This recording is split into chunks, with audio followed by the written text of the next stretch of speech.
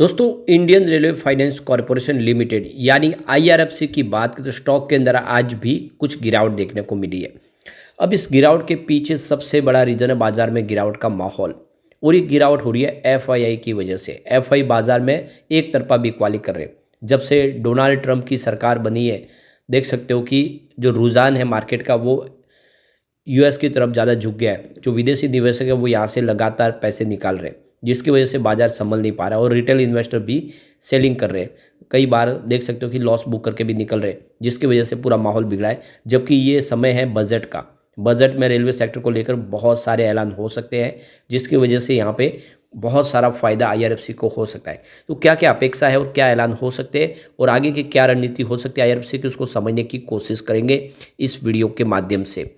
लेकिन फ्रेंड्स, उससे पहले अगर आप पहली बार हमारे चैनल पे आए तो चैनल को सब्सक्राइब कर दीजिए, एक बेल आइकॉन दबा दीजिए ताकि जब भी नया वीडियो बने पहला नोटिफिकेशन आपको मिले। वीडियो पसंद आए तो लाइक से जरूर कीजिए।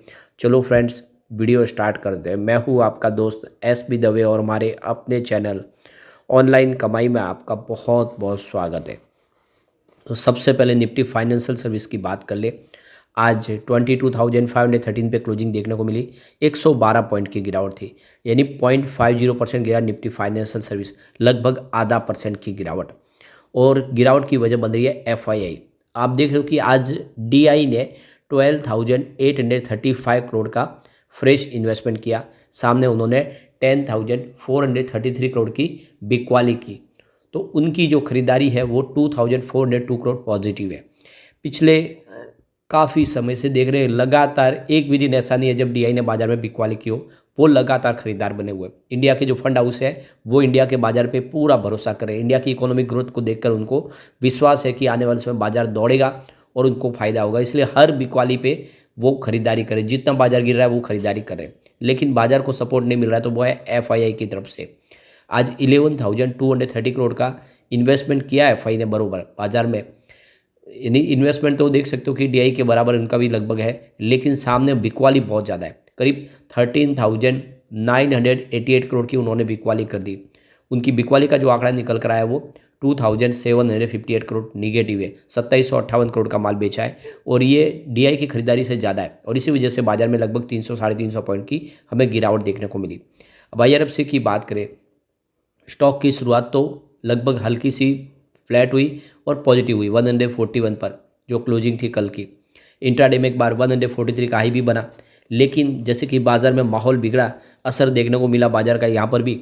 और जैसे निफ्टी फाइनेंस सर्विस में आधा परसेंट की गिरावट थी, ये भी नीचा है। 139 का इंट्राडे का लो बना। अंत में क्लोजिंग 140 के आसपास रही। 0.49% की गिरावट के साथ आधा परसेंट की गिरावट हुई। इसकी परफॉर्मेंस देखें तो ये स्टॉक ऑलरेडी काफ़ी नीचे से वापस रिकवर भी हुआ है।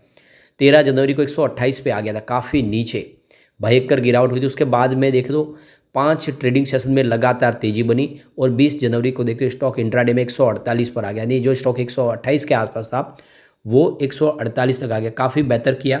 और उसके बाद इसमें फिर गिरावट हुई, जिसकी वजह से स्टॉक लगभग 140 के आसपास सेटल होता है वो दिखाई दे रहा है। तो अभी निचले लेवल से रिकवरी हुई है, बाजार में खरीदारी की वजह से स्टॉक दौड़ा है। अब आने वाले समय उम्मीद बेहतर की जा सकती है। अब यहाँ पे जो बड़ी अपडेट निकल के आ रही है, आईआरएफसी ने एक्सचेंज को जानकारी दिया नोटिस के माध्यम से कि उनके ऊपर जो फाइन लगाया गया। एनएससी बीएसई ने ये देखो कि जो नोटिस जारी किए थे 21 नवंबर 2024 को, तो आईआरएफसी के ऊपर एलिगेशन लगाया गया है कि जो बोर्ड ऑफ डायरेक्टर की संख्या होनी चाहिए वो पूरी संख्या उनकी नहीं है, इंडिपेंडेंट डायरेक्टर उतने नहीं है, और इसकी वजह से जो सेबी के रूल्स है उसके तहत उनके ऊपर फाइन लगाया गया। तो अब आप देखो उसका जवाब दिया गया कंपनी की तरफ से कि जो 30 दिसंबर 2024 की जो हमारी बोर्ड मीटिंग होने जा रही है उसके पहले कंपनी की तरफ से क्लियर किया गया है कि जो भी बोर्ड ऑफ डायरेक्टर अपॉइंट किए जाते हैं वो कंपनी नहीं करती है। वो board of director ministry of railway की तरफ से भी नहीं होते हैं, बल्कि यह कंपनी जो है ये प्रेसिडेंट ऑफ इंडिया की कंपनी है। इसके जो प्रमोटर है वो प्रेसिडेंट ऑफ इंडिया है। इसमें कंपनी के मैनेजमेंट का कोई दखल नहीं है। तो जो कंपनी की तरफ से आप देखो जो फैसले लिए जाते हैं तो वो अपॉइंटमेंट जो होती है वो प्रेसिडेंट ऑफ इंडिया की तरफ से होती है। जो इंडिपेंडेंट डायरेक्टर है वो देश के राष्ट्रपति ही उनको नॉमिनेट कर सकते हैं। और इसीलिए ये कंपनी भारत सरकार की और प्रेसिडेंट ऑफ इंडिया की होने की वजह से जो सेबी के जो रूल्स है, जो नॉर्मल रूल्स है जो दूसरी कंपनियों पे लागू होते हैं वो यहाँ पे लागू नहीं होते, क्योंकि ये कंपनी का जो पूरा मैनेजमेंट है, जो इसकी मालिक है वो प्रेसिडेंट ऑफ इंडिया है। तो इसीलिए इसका जो कंट्रोल है वो मिनिस्ट्री ऑफ रेलवे के पास नहीं है और इसीलिए जो अपॉइंटमेंट होगी वो राष्ट्रपति ही कर सकते हैं। तो इसीलिए ये जो फ़ाइन लगाया गया है ये फ़ाइन हमारे पे नहीं लगाना चाहिए, इसकी जो क्लेरिफिकेशन दिया गया है IRFC की तरफ से। अब बजट आने वाला है हमारे पास, 1 फरवरी को बजट पेश होगा। इस बजट में भारतीय रेलवे को लेकर केंद्र की नरेंद्र मोदी जी की सरकार कई बड़ी घोषणाएं कर सकती है। 2014 में केंद्र में भाजपा सरकार बनने के बाद बजट में कई बड़े बदलाव किए गए। साल 2017-18 में तत्कालीन वित्त मंत्री अरुण जेटली ने रेलवे बजट को आम बजट में मिलाकर एक बड़ा बदलाव किया। इससे पहले रेलवे बजट अलग पेश किया जाता था, तब से रेल बजट आम बजट के साथ में ही पेश किया जा रहा है। देश के मौजूदा विकास मॉडल को देखते हुए उम्मीद है कि इस बार सरकार रेलवे के लिए रिकॉर्ड बजट आवंटित कर सकती है। पिछले साल 23 जुलाई 2025 को पेश किए गए बजट में सरकार ने रेलवे के लिए करीब 2,62,200 करोड़ रुपीज़ का रिकॉर्ड आवंटन किया था, जिसमें से अब तक 80% राशि खर्च हो चुकी है। तो इस बार बजट में फंड बढ़ने की काफ़ी उम्मीद है। एक्सपर्टों का मानना है कि इस बार रेलवे सरकार जो बजट लाएगी उसमें 15 से 20% की और बढ़ोतरी कर सकती है। अगर ऐसा होता है तो रेलवे का जो आवंटित बजट होगा वो 3 लाख करोड़ के पार हो जाएगा।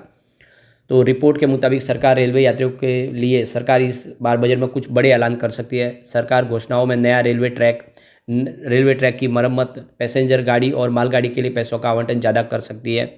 इस बार जो नई टेक्नोलॉजी यानी AI का इस्तेमाल के ऊपर खास फोकस रह सकता है। ज़्यादा से ज़्यादा जो कवच टेक्नोलॉजी है उसको मजबूत बनाने के लिए, रेलवे दुर्घटना को रोकने के लिए AI की टेक्नोलॉजी का इस्तेमाल हो सकता है। उसके लिए सरकार अलग से प्रावधान रख सकती है। तो मीडिया रिपोर्ट के मुताबिक सरकार बुलेट ट्रेन परियोजना, कवच प्रणाली, टिकटिंग जैसे अन्य परिचालन कामों के लिए आर्टिफिशियल इंटेलिजेंस के इस्तेमाल पर फोकस कर सकती है। सरकार रेल एक्सीडेंट को रोकने के लिए ज़्यादा से ज़्यादा ट्रेनों में कवच प्रणाली लगाने के ऊपर भी घोषणा कर सकती है। इसके अलावा कार्गो इंफ्रास्ट्रक्चर में निजी क्षेत्र के निवेश को आकर्षित करने के लिए अमृत भारत स्टेशन योजना और गति शक्ति मल्टी मॉडल कार्गो टर्मिनल पर भी फोकस रहेगा। रिपोर्ट के मुताबिक सरकार 90 नई वंदे भारत ट्रेन सेट लाने की भी घोषणा कर सकती है। इसके साथ ही मालगाड़ियों के बड़े कोच के लिए भी ऑर्डर दिए जा सकते हैं। बजट में 2025 में बुलेट ट्रेन का बजट बढ़ाया जा सकता है। Mumbai Ahmedabad high speed rail corridor को तेज गति से पूरा करने की दिशा में कोई बड़ी घोषणा हो सकती है। इस बजट में नई वंदे भारत स्लीपर, अमृत भारत एक्सप्रेस ट्रेनों की घोषणा भी हो सकती है। कुछ मीडिया रिपोर्ट के मुताबिक इस बार बजट में 10 वंदे भारत स्लीपर और 100 अमृत भारत एक्सप्रेस ट्रेन की घोषणा हो सकती है। तो इस तरह से बहुत सारे ऐलान हो सकते हैं और ये ऐलान होंगे तो IRFC के लिए तो आप समझ सकते हो ये एक बड़ा मौका होगा। IRFC रेलवे की इंफ्रा कंपनियों को फंड प्रोवाइड करती है। ऐसे में आने वाले समय तेज़ी की संभावना बन सकती है। लेकिन फ्रेंड्स, कोई भी इन्वेस्टमेंट करने से पहले अपने फाइनेंशियल एडवाइजर से एडवाइस ले लें या अपना खुद का रिसर्च करें, क्योंकि मैंने वीडियो आपके एजुकेशनल पर्पज़ के लिए ही बनाए। वीडियो पसंद आए तो लाइक से जरूर कीजिए और चैनल को सब्सक्राइब कर दीजिए। Thank you friends.